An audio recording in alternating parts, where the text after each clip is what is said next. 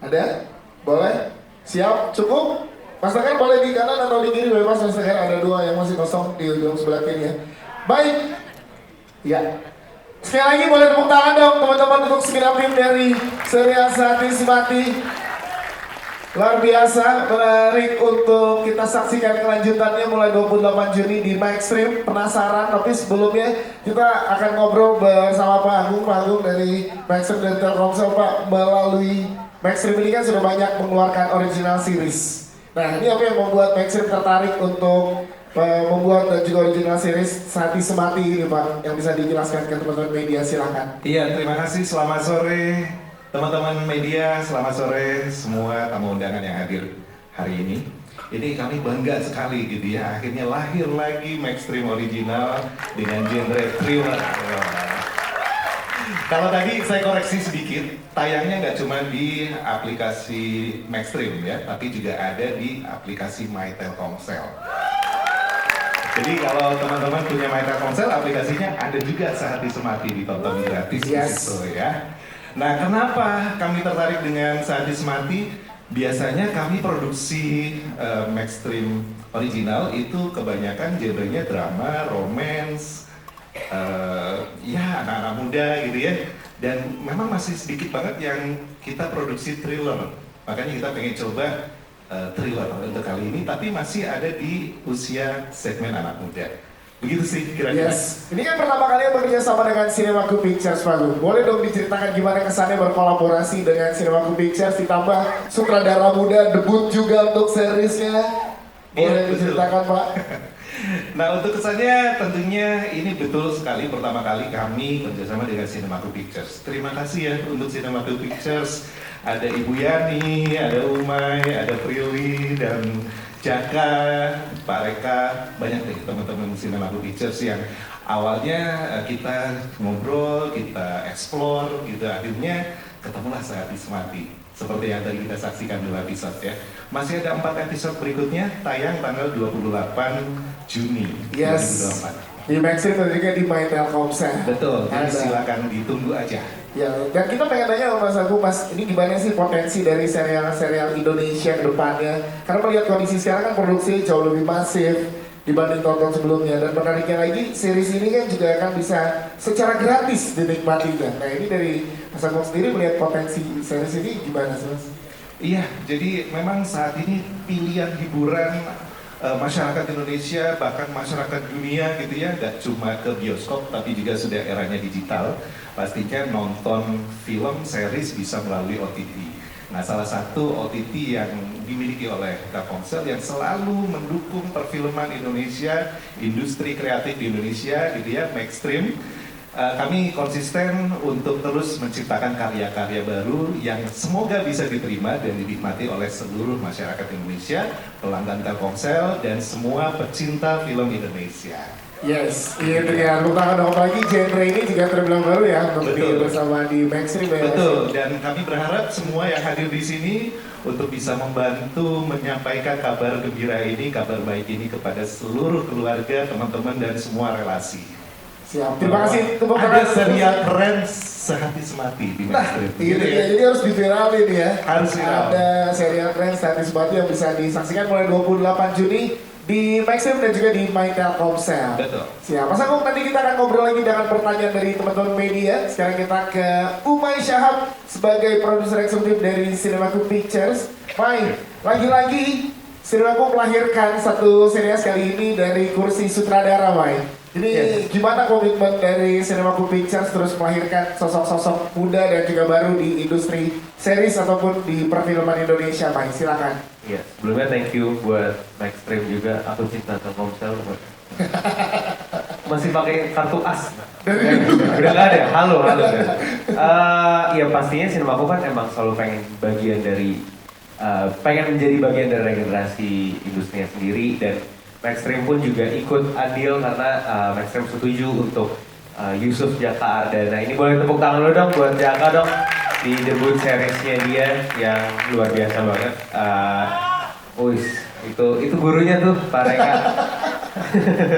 Ya jadi emang itu sih mungkin karena emang kita sepakat, aku, Prilly, dan Bu Yani dan Cinemaku sepakat untuk pengen ikut andil dalam menjadi bagian dari regenerasi. Jadi ya pasti dalam project-project ke depan pun kita akan semangat bekerja sama dengan sebenarnya sama semuanya sih, tapi kebetulan di beberapa project terakhir bersama Gen Z walaupun tadi project berikutnya juga ada sama Gen apa itu Pak Reka itu umurnya Boomer. Jadi sebenarnya nggak yang eksklusif hanya untuk Gen Z, tapi kita mau bekerja sama bersama semuanya lah gitu sih kira-kira. Baik, kali ini kan genrenya adalah drama thriller dari Cinemaku. Yeah. Ini baru lagi untuk Cinemaku setelah kemarin drama dan juga ada horor. Sekarang serial adalah genrenya drama thriller. Yang coba ditawarkan dari Cinemaku dari serial ini secara keseluruhan, gimana sih Mike? Yang pengen ditawarin sebenarnya ya sebagaimana kita juga sebagai production house pengen level up dan mencoba dan belajar ke banyak genre lagi sih, karena Cinemaku kan baru 5 tahun dibangun, jadi ruang untuk berkembang buat kami sebagai PH yang masih seumur jagung, yang kayaknya baru mau masuk SD gitu, jadi ya emang masih belajar dan akan expand dan mencoba dan eksplorasi ke berbagai genre juga sih. Siap, terima kasih tepuk tangan untuk Umay Syahab, thank you Mike. Kita ke Prilly Latukang Sineh. Prilly, menariknya bisa dijelaskan ke teman-teman media juga yang ada di sini, gimana sih cara dari Cinemaku Pictures menemukan ide-ide cerita yang fresh gitu ya untuk serial ataupun perfilman di Indonesia untuk seperti yang sekarang tuh yang diterjemahkan ke Saat Mati ini, Bro. Silakan. Ya, jadi saat ini kan Cinemaku Pictures memang kita punya tim kreatif gitu ya. Dan dari awal kita itu udah briefing ke mereka bahwa harus explore cerita dan genrenya. Karena di 2 film terakhir kita fokusnya di drama, terus ada komen-komen di sosial media. Saya kan karena marketing, jadi saya evaluasinya pasti di sosial media. Oh, Cinemaku itu ciri khasnya di dramanya gitu. Padahal sebenarnya sebagai PH yang baru, kita juga pengen explore ke cerita-cerita lain. Makanya selalu briefing ke tim kreatif kita, ayo eksplor terus genre-genre yang nggak cuma drama, tapi mungkin kita kemarin nyoba di horor, terus sekarang coba yuk di thriller, kita beraniin diri nyoba di sana gitu. Kebetulan juga saya sebagai produser suka banget nonton thriller, walaupun takut sebenarnya ya. Tapi kalau misalnya lagi bingung mau nonton apa, pasti yang jadi pilihan itu kalau nggak thriller, horor gitu, karena emang apa ya, adrenalin kan ngebuat kita jadi lebih semangat, atau somehow abis nonton tuh rasanya kayak nggak tahu ya, kalau abis nonton thriller itu abis itu rasanya kayak lega gitu. Kenapa ya? Mungkin karena pas nonton teriak-teriak jadi lepas gitu ya perasaannya. Nah pas baca skripnya terus kita lihat per episode skripnya kayak gimana, awalnya sinopsis dulu terus lihat per episode kayak gimana, sama aku ngerasa deket karena kebetulan aku sama teman-teman aku kalau kumpul mainnya truth or dare. Oke. Itu udah pasti kayak truth or dare gitu, karena emang pengen ngebuka rahasia masing-masing aja, terus pengen seru-seruan aja. Kalau dare biasanya disuruh ngapain gitu. Dan hari ini Prilly akan membuka rahasia buat semua media yang hadir ya. Ya. Nah terus pernah tuh main truth or dare, terus dare-nya itu kan biasanya kadang kalau misalnya kita udah kasih kan suka bisa malu-maluin diri sendiri gitu kan, ayo ngomong ke orang itu gitu, terus tiba-tiba kita jadi dimarahin atau kayak telepon siapa itu kan. Nah jadi sebenarnya dari hal yang relatable itu yang aku alamin, terus pas baca skripnya ditambahin bumbu thriller, itu menurut aku menarik banget. Makanya kita tim kreatif, Umay, Pak Reka, Jaka, kita sepakat oke, kayaknya kita pede nih sama story ini gitu, karena bisa jadi terjadi main game jadi malapetaka gitu karena keseruan atau karena lupa sama hal-hal yang sebenarnya harus dipikirin kalau misalnya kita main sama teman-teman, karena kan kalau main sama teman-teman suka bablas, lupa gitu kan. Terus akhirnya ya udah we go with this story. Aku sendiri seneng sama skripnya, dan pas preview editingnya juga teriak-teriak sendiri, padahal udah tahu ini abis ini ngapain gitu, tapi kok tegang banget ya pas udah jadi gitu. Jadi shout out ke Jaka yang udah berhasil ngedirect dan ngebangun suasana di dalam seriesnya, dan semoga bukan cuma aku yang ngerasain suka atau seneng nonton series ini, semoga teman-teman media yang datang dan di atas sana tadi yang pada teriak-teriak juga suka nontonnya dan akan nonton episode selanjutnya di Maxstream. Yes, itu dia. Terima kasih. Tepuk tangan dong untuk Prilly. Namun ada satu lagi nih pertanyaan sebelum ke Jaka ya, ke Prilly juga. Ini apakah dengan relate tadi sering main Retorte itu ngobrol dengan tim kreatif Sinemaku tercipta aturan-aturan di permainan Sura tuh dari situ, Pril, atau gimana? Kebetulan untuk menciptakan game Suranya itu prosesnya lumayan agak panjang ya, Jak. Jadi tadinya tuh Sura bentuknya kartu gitu, karena aku pernah main kayak gitu. Terus tiba-tiba pertanyaannya yang sensitif, terus dare-nya yang nggak masuk akal gitu. Terus akhirnya kita ganti lagi, kayaknya kalau kartu nggak seru nih, apa ya? Nah kebetulan tim kreatif dan yang lain juga sering main board game kan. Ya. Jadi udah kita gabungkan lah si permainan ini dengan board game, terus dipikirin sama tim kreatif desain board gamenya mau kayak gimana, terus peraturannya dari mana aja. Akhirnya jadilah game board si Sura ini. Walaupun juga banyak yang ada beberapa yang komen kayak kok ini mirip itu gitu. Sebenarnya bukan, kita sama sekali tidak meniru apapun gitu. Maksudnya kita mau ngambil inspirasi dan referensinya mungkin gitu, dan banyak juga kan film-film board game di zaman dulu yang jadi bagian dari referensi kita kayak Zathura, kayak Jumanji gitu. Jadi bukan hanya hal-hal yang baru dan sekarang aja sih yang kita bukan tiru juga sih, tapi terinspirasi lah. Terinspirasi, dan Indonesia punya Satis Mati ini, ya kan? Yes. Gitu dia. Tepuk tangan sekali lagi teman-teman. Thank you. Kita ke sutradara muda kita, Yusuf Jaka. Jak, gimana saat diberi kepercayaan dari jajaran produser untuk seorang Jaka menarik serial ini, Jak, pada saat pertama? Silakan, itu dulu yang buat diceritakan.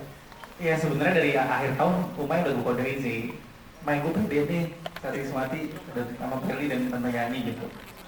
Sampai akhirnya di satu momen syuting udah deket, terus akhirnya gue ajukan lah, kayaknya gue pede nih dengan Satis Mati, gue coba untuk debut gitu ke direct. Dan akhirnya dikasih kepercayaan sama Umay, sama Prilly, sama Tante Yani. Terima kasih banyak kesempatannya, jadi kesempatan belajar yang sangat penting gitu untuk kedepannya. So far rasanya itu sih, rasa tanggung jawab yang diberikan tuh jadi pembelajaran yang penting sih untuk pimpin produksi. Gimana lo menggabungkan visi kreatif dari para kru, produser, dan juga pemain untuk diterjemahkan ke dalam gambar yang lo pengen juga, Jan? Itu gimana, silakan. Untungnya produser saya ini dua orang ini sangat terbuka dengan apa yang mau saya sampaikan gitu. Bagus Jadi- lagi. Bagus. Naik-naikin lagi dah. Jadi waktu itu pun aku sampai ke rumah Umay, mau present decknya gitu, director treatment mau kayak gimana, dan Umay juga kasih banyak masukan, begitu juga Prilly, Tante Yani, Pak Reka. Akhirnya visi itu jadi satu hal yang komplit, beriringan dengan apa yang Sinemaku juga pengen sampaikan gitu. Bentuk Sinemaku juga mau kayak gimana secara visual dan lain-lain. Sampai akhirnya ya udah ketemu banyak kru, ada yang Gen Z juga, ada yang Boomers juga. Serunya adalah adanya keterbukaan diskusi sih dengan teman-teman kru. Jadi teman-teman kru Sinemaku juga terima kasih banyak, meskipun direkturnya masih muda ini dan Gen Z baru pertama kali ini sangat terbuka dan mendengarkan gitu. Dan tidak lupa juga dengan para cast ini, meskipun saya baru tapi pada nurut sama saya gitu, alhamdulillahnya. Jadi memudahkan. Paling itu sih, saya senang dipercaya sama Sinemaku dan orang-orang di dalamnya sangat terbuka untuk diskusi dan saling menghargai. Yes, untuk seorang Jaka, apa tantangan yang paling berasa pada saat mengerjakan serial ini dibanding film pendek yang pernah lo kerjakan gitu, Jak? Sebenarnya lebih ke energi sih, ternyata butuh energi yang besar banget gitu. Karena kan film pendek 2-3 hari selesai ya. Ini kita beberapa minggu gitu berjalan produksi dan memimpin kru yang jauh lebih banyak dari film pendek gitu. Jadi sebenarnya lebih ke sana sih, lebih ke energi dan mental sih kayak gitu. Dan untungnya saya selalu temenin sama Umay, dan pastinya selalu setiap hari di set Bapak Reka Wijaya selalu ada di sebelah saya, selalu mengingatkan dan memberi solusi kalau misalkan saya kenapa-napa kayak gitu. Love you Pak Reka. Penasihat spiritual ya. Penasihat spiritual ya. Jaka, thank you banget. Dan sekarang kita ke penulis, ada Rezi Junio di sini. Aji. Jangan deg-degan sih. Gimana sih, berapa lama proses develop dari cerita serial ini? Dimana kita tahu ya Umay dan Prilly juga sangat ikut, dan juga kita lihat apalagi Umay dan Prilly sangat perfeksionis dalam sebuah pendevelopment cerita gitu sih. Lalu gimana, silakan. Ya, proses development ini cukup ketat ya. Kita ngerjainnya sekitar 1-2 bulanan gitu. Bahkan efisien di 1 bulan. Cuma berkat ada tim development, pihak produksi yang sangat intens membantu menggodok, gak hanya itu juga, case-case-nya juga sangat itu untuk memberikan masukan dan diskusi-diskusi sehat yang akhirnya tercipta karya Sate Semati ini yang sangat, dari saya sendiri sangat memuaskan gitu. Yang benar lu. Gimana diskusi sama Jaka gimana? Dilatih tuh ya, lu latih tuh ya. Lu kalau ngomong sehari-hari kayak gitu. Tadi depan kaca, depan toilet ini yang diulang. Ngobrol sama Jaka gimana untuk menyamakan visi dari penulis dan sutradara? Ya, tentu sebagai penulis skenario ada diskusi-diskusi yang sangat berat untuk menyamakan sudut pandang antara sutradara, antara produser. Cuma di Sinemako ini semuanya berjalan sehat dan menyenangkan. Jadi terima kasih, semuanya berjalan dengan mudah dan menyenangkan sih intinya sih. Yes, proses diskusi terus terjadi, ngobrol kreatif dan lain-lain ya Zi ya. Betul. Siap, terima kasih. Uma ada tanggapan dari statement Rezi? Oke. Rezi lulus public speakingnya dari aku ya. Oh, Harus tim Sinemako harus bisa public speaking. bener, karena harus preskon sering-sering. Ini selama tayangan lagi mulai dia coba latihan itu dia. Sebelumnya udah latihan tuh dia. Oke, itu dari jajaran Filmmakers. Kita ke jajaran cast sekarang. Mulai dari Megan Domani,